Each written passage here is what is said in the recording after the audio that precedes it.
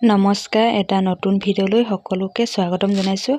আশা কৰোঁ ভিডিঅ'টো চাই সকলোৱে ভাল পাব আৰু শেষলৈকে চাব বুলি আশা থাকিল। আজি সৰস্বতী পূজা।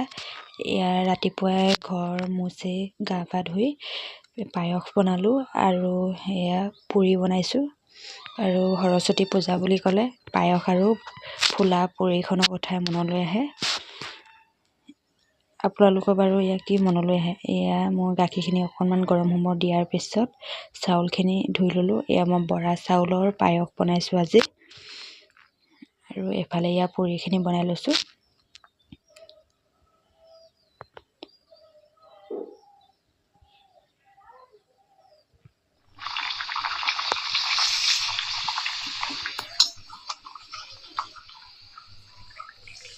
সকলোৰে হয়তো ঘৰত সৰস্বতী পূজা পাতিছে। এয়া আমাৰো অকণমান থাপনাত চাকি এগছ জ্বলাই দিছিলোঁ আৰু এয়া পায়স অকণমান বনাইছিলোঁ।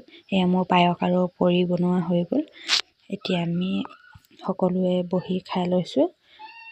তাৰপিছত পায়স আৰু পুৰি খাই স্কুললৈ বুলি ওলালোঁ দেহামনক লৈ। স্কুলত সৰু সৰু ল'ৰা ছোৱালীবিলাকে সকলোৱে ছোৱালীখিনি সৰুৰ পৰা ডাঙৰলৈকে সকলোৱে চাদৰ মেখেলা পিন্ধিছে, ইমান ভাল লাগিছিলে দেখি। তাৰপিছত ইফালে ভকত কেইজনমানক মাতি নাম পাঠ কৰালে আৰু স্কুলত খাবলৈ পায়স আৰু প্ৰসাদ দিছিলে। আমি সৰু ল'ৰা ছোৱালীবিলাকৰ লগত মাকবিলাকো গৈছিলোঁ।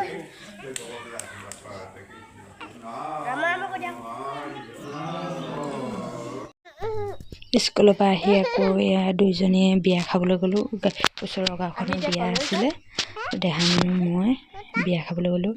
আৰু আজি ভিডিঅ'টো ইমানেই আছিল। কেনেকুৱা লাগিলে জনাবচোন দেই। আৰু ভিডিঅ'টো শেষলৈকে চোৱাৰ বাবে বহুত বহুত ধন্যবাদ।